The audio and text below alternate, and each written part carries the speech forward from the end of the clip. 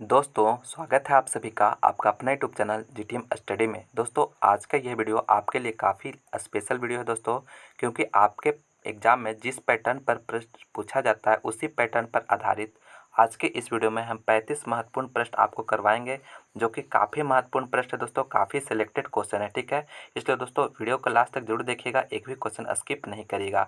और दोस्तों इसमें जो भी प्रश्न आपको बताएंगे वो काफ़ी अच्छा तरह से समझाया गया है, ताकि आप उसे एक बार में ही याद हो जाएगा। ठीक है, तो चलिए दोस्तों आज के यह शानदार वीडियो बिना देर किए शुरू करते हैं।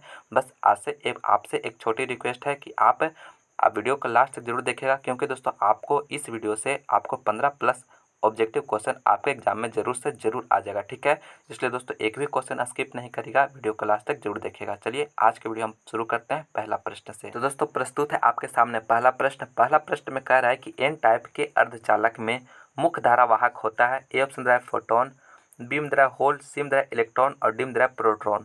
तो दोस्तों यहाँ पे एन टाइप का पूछा जा रहा है। ठीक है, एन टाइप सेमीकंडक्टर में जो होता है दोस्तों मेजर करंट कैरियर जो होता है वह क्या होता है। तो दोस्तों आप हमेशा याद रखिएगा कि एन टाइप जो सेमीकंडक्टर होता है उसमें मेजर करंट कैरियर यानी कहने का मतलब मुख्य धारावाहक जो होता है वह इलेक्ट्रॉन होता है, यानी सी ऑप्शन इसका बिल्कुल करेक्ट आंसर हो गया इलेक्ट्रॉन। काफ़ी महत्वपूर्ण प्रश्न है दोस्तों आपके बोर्ड परीक्षा के लिए, यह प्रश्न बार बार पूछा जा जाता है दोस्तों, तो इसे आप जरूर से जरूर याद रखिएगा। ठीक है, एन टाइप अर्धचालक का मुख्य धारावाहक क्या होता है, इलेक्ट्रॉन होता है, यानी सी ऑप्शन इसका बिल्कुल करेक्ट आंसर हो गया। चलिए अगला प्रश्न देखते हैं। दूसरा नंबर प्रश्न में पूछा जा रहा है कि निम्नांकित में से किससे दोस्तों किस में महत्तम भेदन क्षमता है। दोस्तों यहाँ पे होगा किस में महत्तम भेदन क्षमता है, एक्स रेज, बी ऑप्शन है कैथोड किरणें, सी में अल्फा कण और डी में गामा किरणें। तो दोस्तों महत्तम भेदन क्षमता पूछा जा रहा है कि किस में होगा। ठीक है, तो दोस्तों महत्तम भेदन क्षमता जो होता है दोस्तों वह गामा किरणें में होता है, यानी डी ऑप्शन इसका बिल्कुल करेक्ट आंसर हो गया। ठीक है, यानी कि पेनिट्रेटिंग पावर जो होता है सबसे अधिक होता है दोस्तों वह गामा किरणें का होता है, यानी डी ऑप्शन इसका बिल्कुल करेक्ट आंसर है।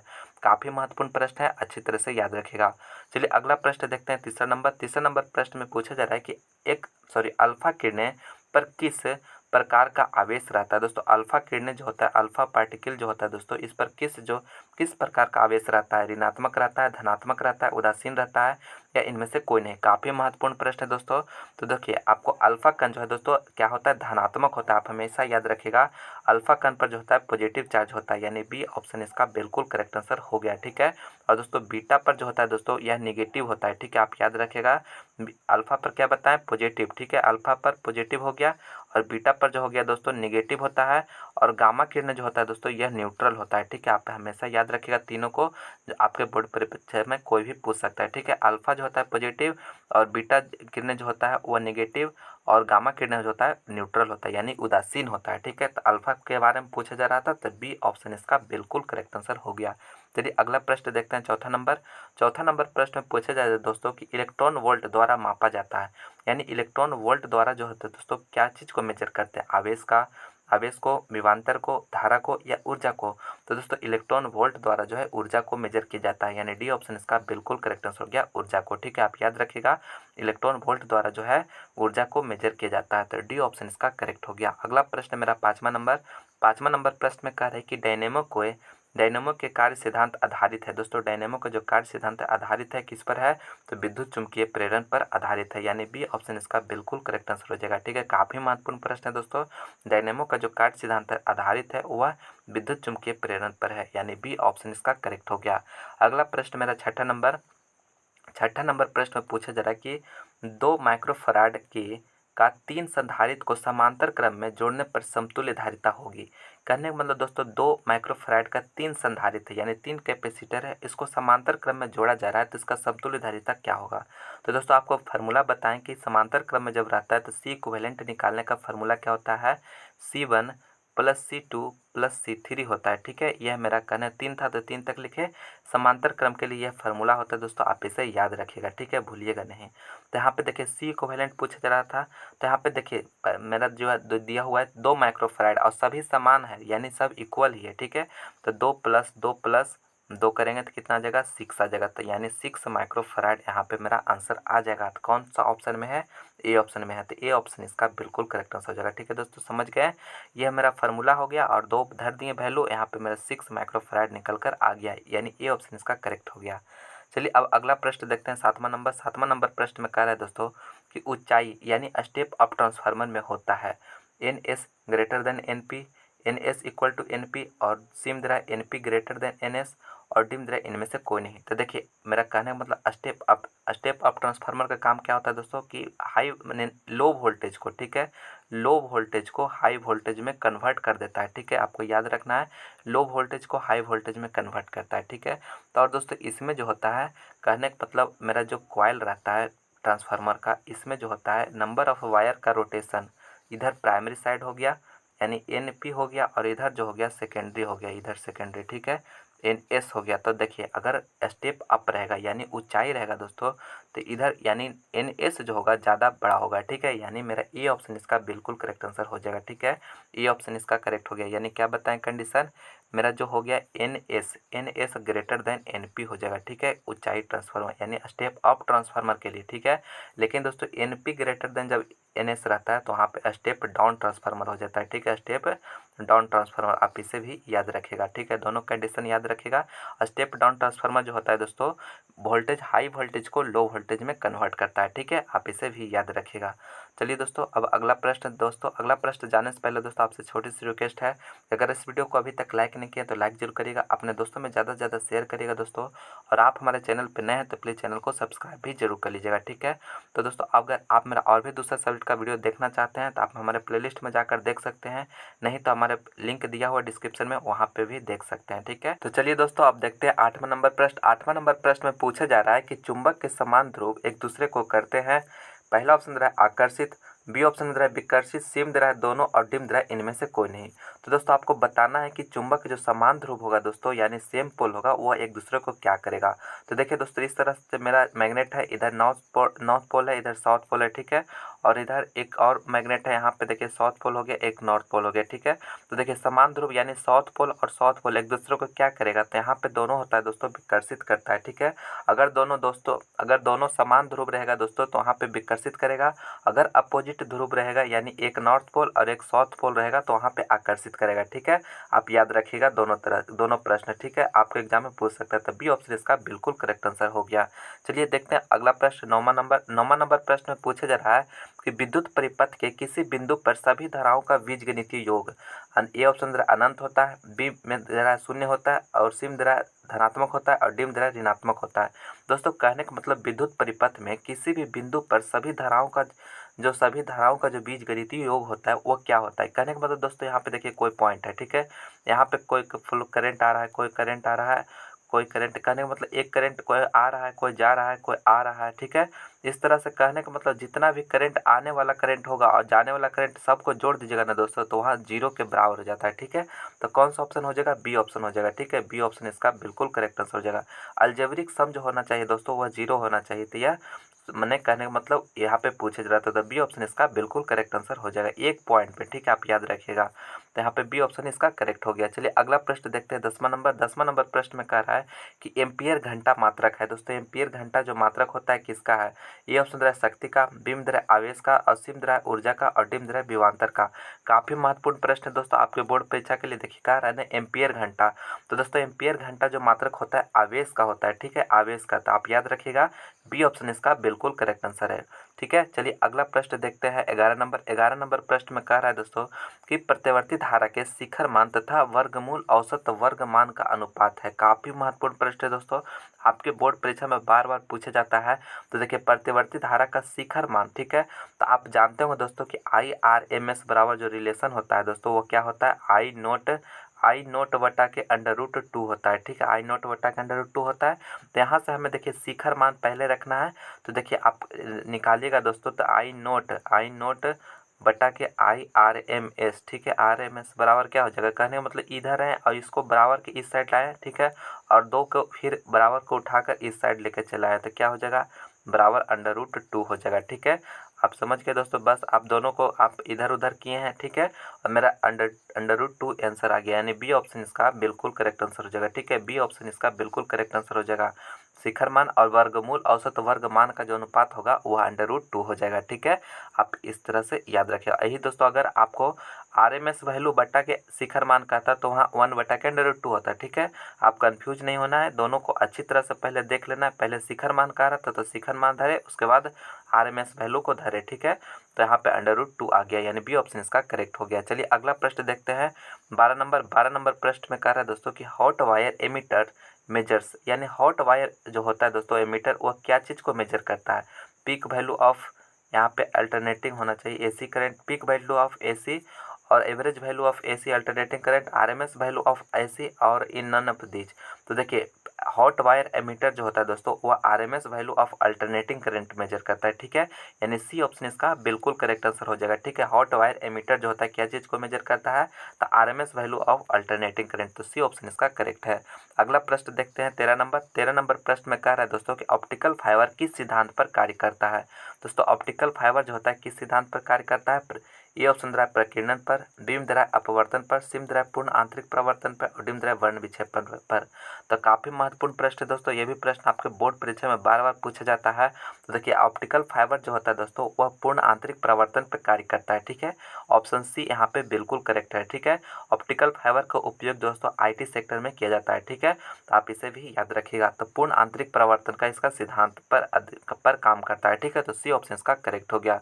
चलिए अगला प्रश्न देखते हैं 14 नंबर प्रश्न में करें कि दूर दृष्टि दोष को दूर करने के लिए प्रयुक्त लेंस होता है।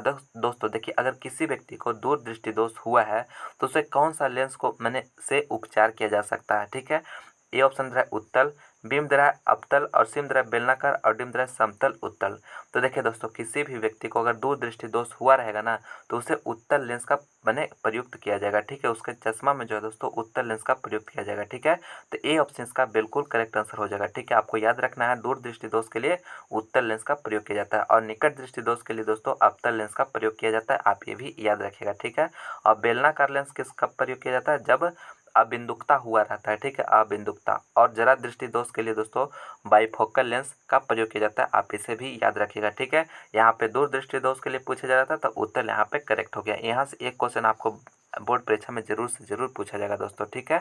चलिए अब अगला प्रश्न देखते हैं 15 नंबर प्रश्न में कह रहा है कि किसी नमूना का परमाणु क्रमांक Z तथा परमाणु द्रव्यमान A है। दोस्तों किसी भी नमूना है उसका जो परमाणु क्रमांक यानी एटॉमिक नंबर जो दिया है Z और मास जो दिया हुआ है A दोस्तों, ठीक है। तब इसमें पूछा जा रहा है दोस्तों कि इसके परमाणु में न्यूट्रॉन की संख्या होगी। दोस्तों आपको बताना है कि परमाणु में जो न्यूट्रॉन की संख्या होगी दोस्तों वह क्या होगा, ठीक है। तो देखिए दोस्तों इसको कहने का मतलब आपको जो है Z जो दिया हुआ है परमाणु क्रमांक दिया हुआ और A जो है परमाणु द्रव्यमान दिया हुआ है, तो आपको बताना है कि न्यूट्रॉन की संख्या बराबर क्या होगा। तो दोस्तों आप हमेशा याद रखिएगा अगर आप परमाणु द्रव्यमान में से, ठीक है, परमाणु क्रमांक को घटा दीजिएगा तो वह न्यूट्रॉन की संख्या निकल कर आ जाता है। तो कौन सा ऑप्शन हो जाएगा, डी ऑप्शन हो जाएगा। डी ऑप्शन इसका बिल्कुल करेक्ट आंसर हो जाएगा, ठीक है। आप याद रखिएगा परमाणु द्रव्यमान में से परमाणु क्रमांक को घटाइएगा तो न्यूट्रॉन की संख्या निकल कर आ जाएगा। और दोस्तों P बराबर ही होता है Z, यानी कि प्रोटॉन की संख्या बराबर ही होता है परमाणु क्रमांक होता है। आप इसे भी याद रखिएगा, आपके बोर्ड परीक्षा में पूछ सकता है, ठीक है। कहने का मतलब क्या बताएं, प्रोटॉन की संख्या बराबर ही होता है परमाणु क्रमांक, ठीक है। आप इसे याद रखिएगा और इसे याद रखिएगा, दोनों प्रश्न आपके बोर्ड परीक्षा में बार बार पूछा जाता है। तो चलिए अब अगला प्रश्न देखते हैं 16 नंबर प्रश्न में कह रहा है कि विद्युत जनित्र का सिद्धांत आधारित है। दोस्तों विद्युत जनित्र का जो सिद्धांत होता है आधारित है धारा के ऊष्मीय प्रभाव पर, विद्युत चुम्बकीय प्रेरण पर, प्रेरित चुंबकत्व पर और प्रेरित विद्युत पर। तो दोस्तों विद्युत जनित्र का जो सिद्धांत है ना दोस्तों वह विद्युत चुम्बकीय प्रेरण पर आधारित है, ठीक है। यानी बी ऑप्शन इसका बिल्कुल करेक्ट आंसर हो जाएगा, विद्युत चुम्बकीय प्रेरण पर। आप याद रखिएगा दोस्तों कि विद्युत जनित्र का जो सिद्धांत होता है वो विद्युत चुम्बकीय प्रेरण पर आधारित है, ठीक है। तो चलिए अब अगला प्रश्न देखते हैं 17 नंबर प्रश्न में कह रहा है कि स्वप्रेरकत्व सेल्फ इंडक्शन का एसआई मात्रक है। दोस्तों काफ़ी इंपॉर्टेंट प्रश्न है आपके बोर्ड परीक्षा के लिए। पहला ऑप्शन दे रहा है कूलॉम, दूसरा में दे रहा है वोल्ट और तीसरा में दे रहा है ओम और चौथा में दे रहा है हेनरी। तो दोस्तों स्वप्रेरकत्व यानी सेल्फ इंडक्शन का जो एसआई मात्रक होता है दोस्तों वह हेनरी होता है, यानी डी ऑप्शन इसका बिल्कुल करेक्ट आंसर हो जाएगा, ठीक है। और दोस्तों हेनरी होता है, ठीक है। और कूलॉम किसका होता है दोस्तों, तो विद्युत आवेश का होता है, ठीक है। और वोल्ट किसका होता है, तो यह विभवांतर का होता है। और ओम किसका होता है, प्रतिरोध का होता है, ठीक है। आप इसे भी याद रखिएगा। चलिए अब अगला प्रश्न देखते हैं 18 नंबर प्रश्न में कह रहा है कि लेंज का नियम संबद्ध है। दोस्तों लेंज का नियम संबद्ध है आवेश से, द्रव्यमान से, ऊर्जा से, इनमें से कोई नहीं। तो दोस्तों लेंज का नियम जो संबद्ध है वह ऊर्जा से है, यानी सी ऑप्शन का बिल्कुल करेक्ट आंसर हो गया ऊर्जा से। चलिए अगला प्रश्न देखते हैं 19 नंबर प्रश्न में कह रहा है दोस्तों कि आवेश का एसआई मात्रक क्या होता है दोस्तों? आवेश का जो एसआई मात्रक होता है वो क्या होता है? वोल्ट होता है, एम्पियर होता है, कूलॉम होता है, इनमें से कोई नहीं। तो दोस्तों आवेश का जो एसआई मात्रक होता है दोस्तों वह कूलॉम होता है, ठीक है, यानी सी ऑप्शन इसका बिल्कुल करेक्ट आंसर हो गया कूलॉम। चलिए अगला प्रश्न देखते हैं 20 नंबर प्रश्न में कह रहा है जूल पर कूलॉम कहलाता है। दोस्तों जूल पर कूलॉम जो होता है कहलाता है ओम कहलाता है, वोल्ट कहलाता है, एम्पियर कहलाता है, इनमें से कोई नहीं। तो दोस्तों जूल पर कूलॉम देखिए आप फार्मूला एक जानते होंगे जो दोस्तों W=VQ, ठीक है, W=VQ जानते होंगे। और यहाँ से हम देखिए दोस्तों कहने का मतलब V बराबर क्या लिख सकते हैं, W/Q लिख सकते हैं। हम जानते हैं दोस्तों Q, W क्या है मेरा वर्क है और Q क्या है आवेश है यानी चार्ज है। तो वर्क का यूनिट क्या होता है जूल होता है और Q मैंने चार्ज का यूनिट क्या बताएं कूलॉम। तो यानी जूल पर कूलॉम बराबर क्या लिख सकते हैं वोल्ट, ठीक है, वोल्ट भी लिख सकते हैं, यानी बी ऑप्शन इसका बिल्कुल करेक्ट आंसर हो गया। यानी दोस्तों कहने का मतलब 1 वोल्ट बराबर जो होता है दोस्तों वह 1 जूल पर कूलॉम के बराबर होता है, ठीक है। आप इसे भी याद रखिएगा, आपके बोर्ड परीक्षा में ऑब्जेक्टिव इससे पूछा जाता है, ठीक है। तो यानी बी ऑप्शन इसका बिल्कुल करेक्ट आंसर हो गया। चलिए अगला प्रश्न देखते हैं 21 नंबर प्रश्न में पूछा जा रहा है दोस्तों कि हेमेटाइट, ठीक है, हेमाटाइट किस धातु का अयस्क है। ए ऑप्शन दे रहा है तांबा के, बी में दे रहा है लोहा के, और सी में दे रहा है सोना के, और डी में दे रहा है सोडियम के। तो दोस्तों हेमाटाइट, ठीक है, हेमाटाइट जो होता है दोस्तों वह किस धातु का अयस्क है, तो यह लोहा का है, ठीक है, लोहा का, यानी बी ऑप्शन इसका बिल्कुल करेक्ट आंसर हो गया लोहा का, ठीक है दोस्तों। आप इसे याद रखिएगा दोस्तों। अगर आप मेरा और भी दूसरा सब्जेक्ट का वीडियो देखना चाहते हैं तो लिंक डिस्क्रिप्शन में दिया हुआ दोस्तों, वहाँ पर जाकर आप हमारे वीडियो और भी दूसरे वीडियो देख सकते हैं। नहीं तो आप हमारे प्लेलिस्ट में जिस भी सब्जेक्ट की तैयारी करना चाहते हैं वहाँ पर जाकर उस वीडियो को देख सकते हैं, जिसमें काफ़ी महत्वपूर्ण प्रश्न आपको बोर्ड परीक्षा के लिए कराया गया है, जो कि आपके बोर्ड परीक्षा के लिए काफ़ी महत्वपूर्ण प्रश्न है, ठीक है। तो आप उसे जरूर देखिएगा। और दोस्तों अभी तक इस वीडियो को लाइक नहीं किए हैं तो लाइक जरूर करिएगा, अपने दोस्तों में से ज़्यादा से ज़्यादा शेयर करिएगा दोस्तों।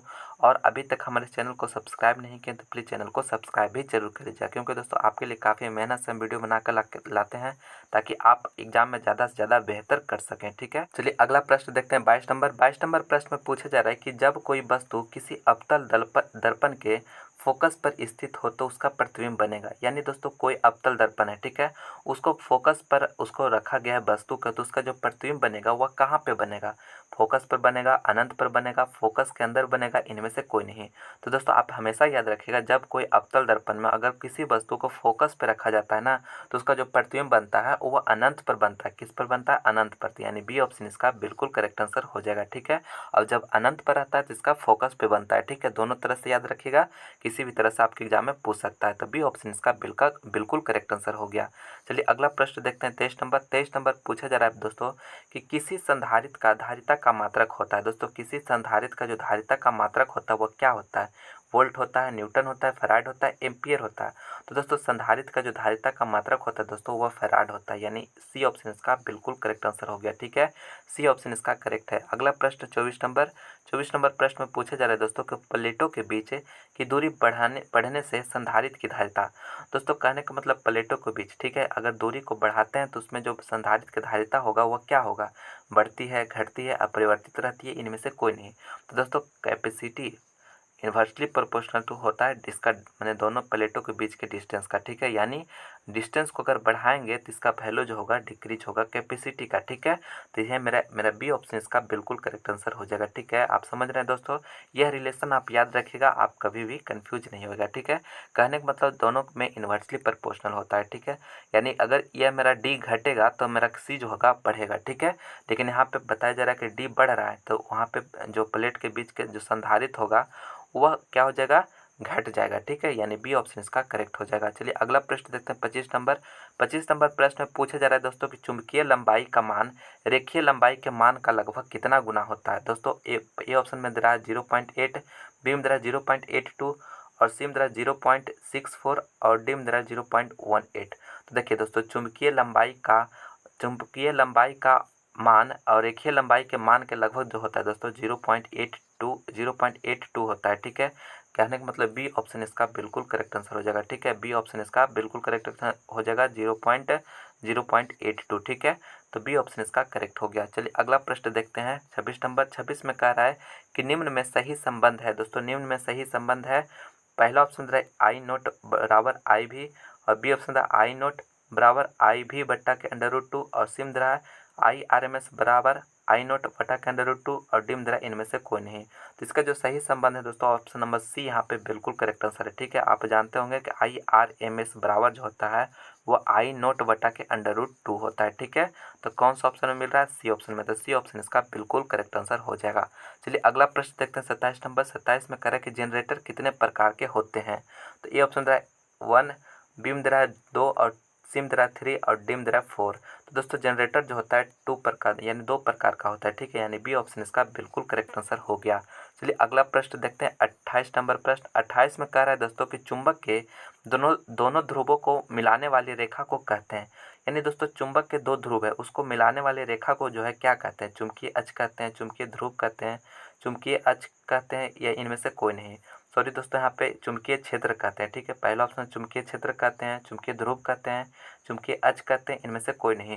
तो देखिए समान ध्रुव यानी दोनों ध्रुवों को मिलाने वाली रेखा को जो है दोस्तों चुंबकीय अक्ष कहा जाता है। ठीक है, यानी सी ऑप्शन इसका बिल्कुल करेक्ट आंसर हो गया। ठीक है, यानी दोस्तों चुंबक के दोनों ध्रुवों को जो मिलाने वाले रेखा होता है ना उसे चुंबकीय अक्ष कहते हैं। यानी सी ऑप्शन इसका बिल्कुल करेक्ट आंसर हो गया। चलिए अगला प्रश्न देखते हैं 29 नंबर प्रश्न में पूछा जा रहा है दोस्तों कि किसी प्रतिवर्ती धारा का समीकरण I बराबर इतना दिया हुआ तो धारा का आवृत्ति ज्ञात करें। काफ़ी महत्वपूर्ण प्रश्न है दोस्तों आपके बोर्ड परीक्षा के लिए। तो देखिए आवृत्ति पूछा जा रहा है ना, तो आप जानते हो फार्मूला ओमेगा इक्वल टू क्या होता है? 2πf होता है। ठीक है, 2πf होता है और हम ओमेगा का वैल्यू हम क्या बताएं कि 200 पाई होगा। ठीक है, 200 पाई ओमेगा का वैल्यू हो गया। ठीक है, और यहाँ पे फार्मूला में 2πf पहले से। ठीक है, तो यहाँ से देखिए 2 से अगर यहाँ पे काटेंगे तो 100 टाइम्स में कटेगा और पाई से पाई कट गया यानी एफ बराबर कितना आ गया? 100 आ गया, 100 साइकिल पर सेकंड। ठीक है, यानी साइकिल पर सेकंड हो गया। यानी कौन सा ऑप्शन हो जाएगा मेरा? हो जाएगा ऑप्शन नंबर बी, यहाँ पे बिल्कुल करेक्ट आंसर हो जाएगा। एफ बराबर कितना आ गया? 100 साइकिल पर सेकंड आ गया। इसी को नहीं तो हर्ट्ज में भी रह सकता है। ठीक है, हर्ट्ज में भी रह सकता है।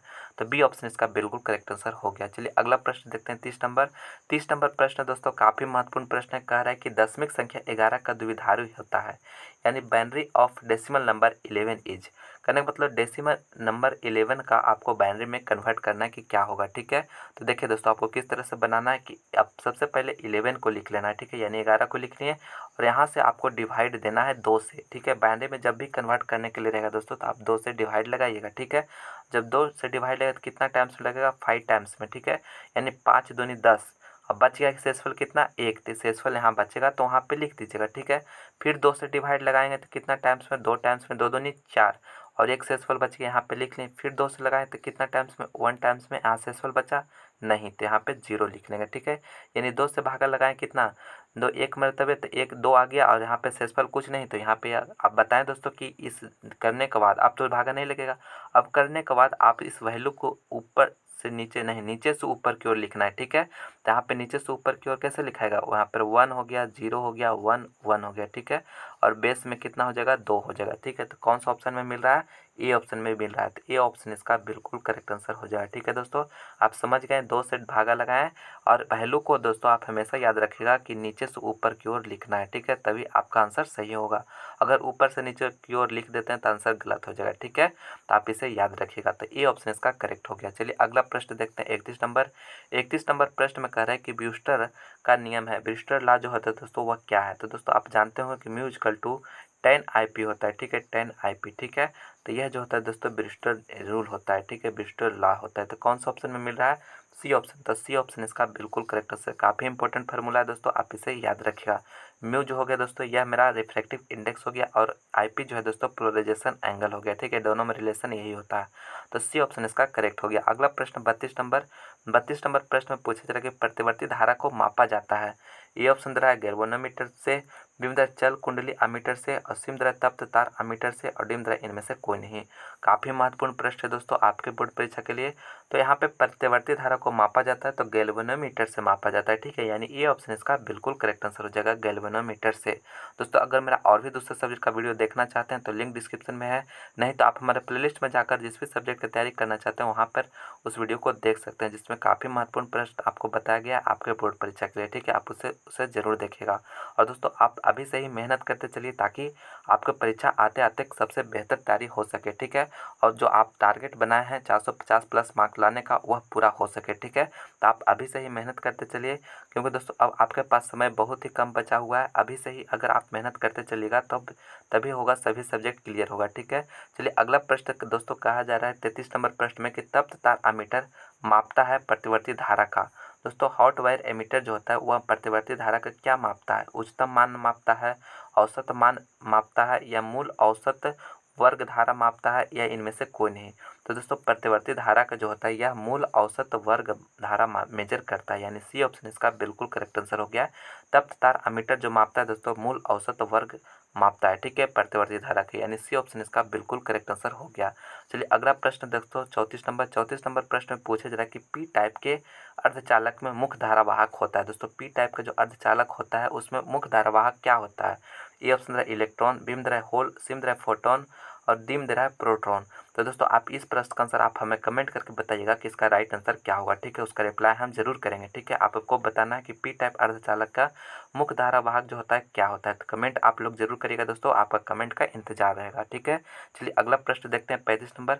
तो दोस्तों 35 नंबर प्रश्न में कह रहा है कि आवेश वितरण से, दोस्तों आवेश वितरण से ऊर्जा का ह्रास होता है, ऊर्जा की वृद्धि होता है या ऊर्जा का मान नियत रहता है, इनमें से कोई नहीं। तो दोस्तों आवेश वितरण से जो होता है ऊर्जा का ह्रास होता है, ठीक है, यानी ए ऑप्शन इसका बिल्कुल करेक्ट आंसर हो गया, ऊर्जा का ह्रास होता है, ठीक है। काफ़ी महत्वपूर्ण प्रश्न है, अच्छी तरह से याद रखिएगा। तो दोस्तों कहने का मतलब आज के इस वीडियो में हम 35 महत्वपूर्ण प्रश्न आपको बताएं दोस्तों फिजिक्स का, जो कि काफ़ी महत्वपूर्ण प्रश्न था दोस्तों, आपके परीक्षा के लिए सिलेक्टेड प्रश्न था। तो दोस्तों आप पूरा वीडियो को देख लीजिएगा और जो भी प्रश्न आपको याद नहीं होगा दोस्तों आप उसे कॉपी में नोट जरूर कर लीजिएगा, ठीक है, ताकि आपका तैयारी डे बाई डे बढ़ता जाए, ठीक है। तो चलिए दोस्तों मैं उम्मीद करता हूँ कि यह वीडियो आपको पसंद आया होगा, तो प्लीज़ इसे लाइक करें, अपने दोस्तों में ज़्यादा से ज़्यादा शेयर करें और आप हमारे चैनल पर नए हैं तो प्लीज़ चैनल को सब्सक्राइब करके बेल आइकन भी प्रेस कर लीजिएगा ताकि आने वाले वीडियो का नोटिफिकेशन सबसे पहले आप ही को मिले। और दोस्तों यह वीडियो आपको कैसा लगा आप हमें कमेंट करके ज़रूर बताइएगा, ठीक है। तो चलिए दोस्तों मिलते हैं अगले वीडियो में।